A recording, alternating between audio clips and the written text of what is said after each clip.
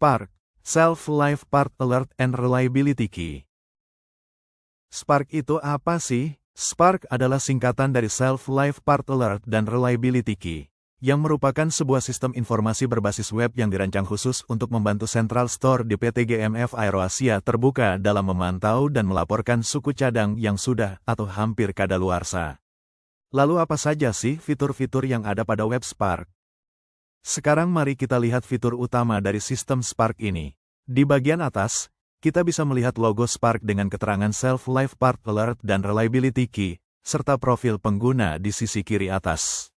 Di sebelah kiri, terdapat menu navigasi, mulai dari dashboard, expired parts, self-live control, summary laporan PDL, list part quarantine, sampai dengan employee data. Menu ini memudahkan pengguna berpindah antar fitur dengan cepat. Selanjutnya, di tengah layar, kita bisa melihat 5 kotak informasi utama.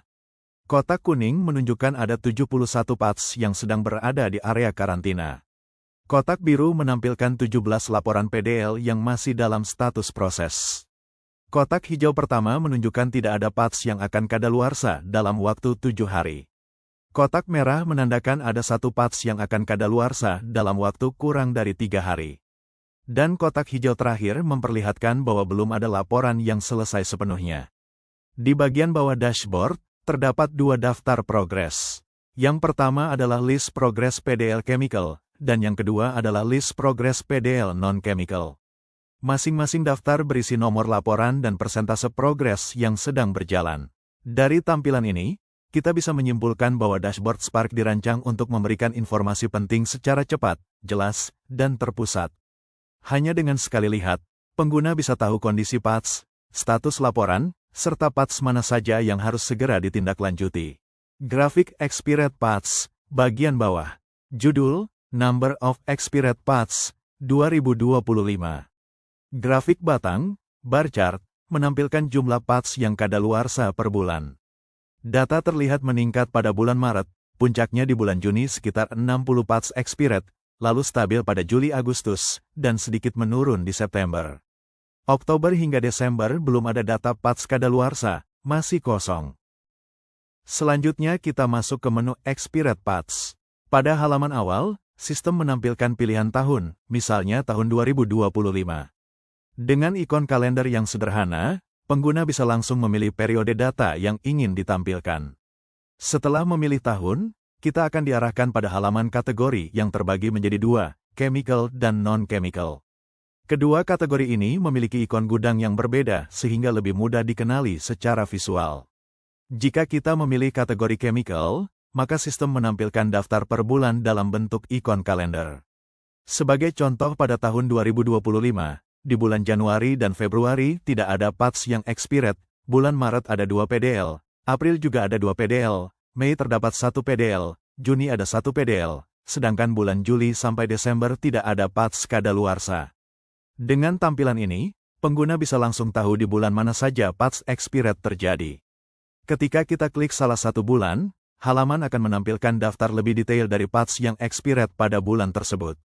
Informasi yang tersedia meliputi nomor PDL, jenis parts, tanggal kadaluarsa, jumlah unit, hingga status laporan. Tampilan tabel membuat data lebih mudah dipantau dan dianalisis. Menu Expired Parts ini memiliki fungsi utama untuk memberikan akses historis maupun prediktif terkait parts yang sudah atau akan kadaluarsa.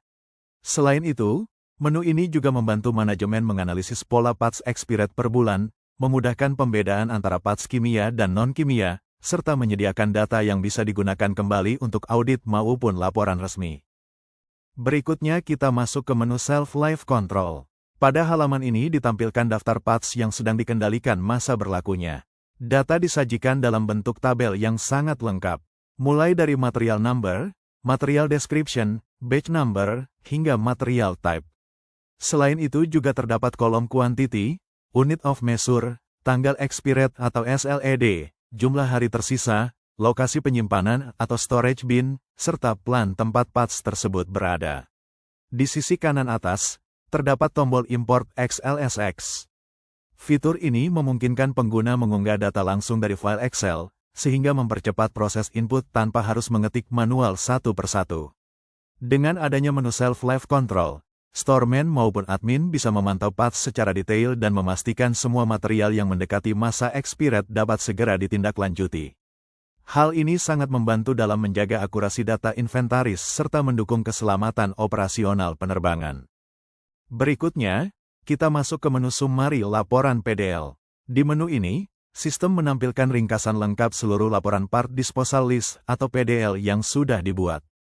Data disusun dalam tabel detail, mulai dari material description, material number, batch, quantity, unit of measure, hingga tanggal expired, SLED/BBD.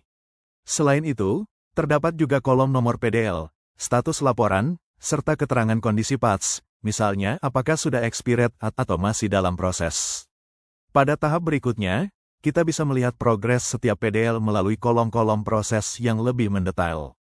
Di antaranya adalah status block system untuk menandai patch sudah diblok di sistem. Status move to quarantine untuk memastikan patch dipindahkan ke area karantina. Input PDL yang menandakan laporan sudah dimasukkan. Dokumen sertifikat dan email ke engineering, termasuk tanggal pengiriman. Engineering decision atau keputusan dari tim engineering. Label condemned, foto aktual, hingga dokumen MRB atau material review board. Dan terakhir, kolom send to scrap area yang menandakan patch siap untuk dimusnahkan sesuai prosedur.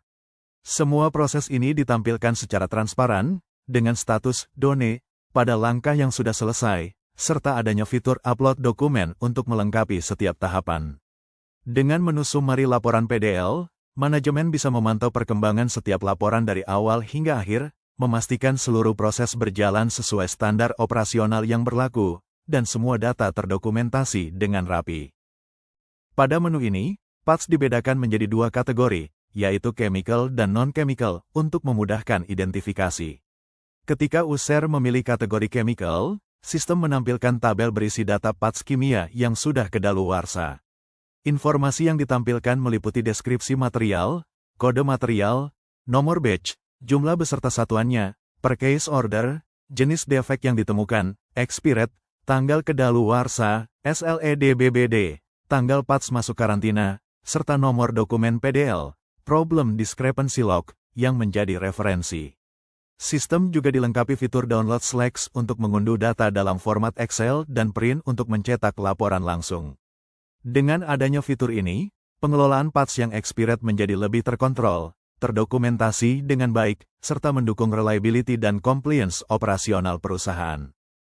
Selanjutnya, menu Employee Data pada aplikasi Spark, Self-Life Part Alert dan Reliability Key, berfungsi untuk menyimpan dan mengelola informasi karyawan yang terhubung dengan proses pengelolaan patch Self-Life. Tampilan berupa tabel yang menyajikan data lengkap karyawan, mulai dari employee number, nickname, full name, position, job title, unit, area, phone number, email, join date, status, hingga opsi action untuk mengubah data. Selain itu, tersedia tombol Add Employee yang memungkinkan admin menambahkan data karyawan baru dengan mudah. Status karyawan juga terlihat jelas, misalnya aktif, sehingga memudahkan pemantauan siapa saja yang sedang aktif dalam sistem. Fitur ini mendukung perusahaan dalam mengelola sumber daya manusia secara transparan, akurat, dan terdokumentasi dengan baik. Dengan pengelolaan data karyawan yang terintegrasi, koordinasi antar unit seperti Logistic Controller, Supply Chain Management Officer, maupun Central Warehouse Department Head dapat berjalan lebih efektif dan efisien. Sebagai mahasiswa Universitas Raharja yang berkesempatan melakukan penelitian di PT GMF AeroAsia Terbuka, saya telah mengembangkan sistem web Spark, Self-Life Part Alert dan Reliability Key, untuk membantu perusahaan dalam memantau dan mengelola patch dengan masa kedaluarsa. Sistem ini diharapkan dapat mendukung efektivitas, efisiensi, dan keandalan proses operasional perusahaan, sekaligus menjadi bukti nyata bahwa kolaborasi antara dunia akademik dan industri mampu menghasilkan solusi yang bermanfaat. Demikian presentasi yang dapat saya sampaikan, semoga bermanfaat dan dapat memberikan gambaran jelas mengenai pengembangan sistem Spark ini. Terima kasih atas perhatian dan kesempatan yang diberikan.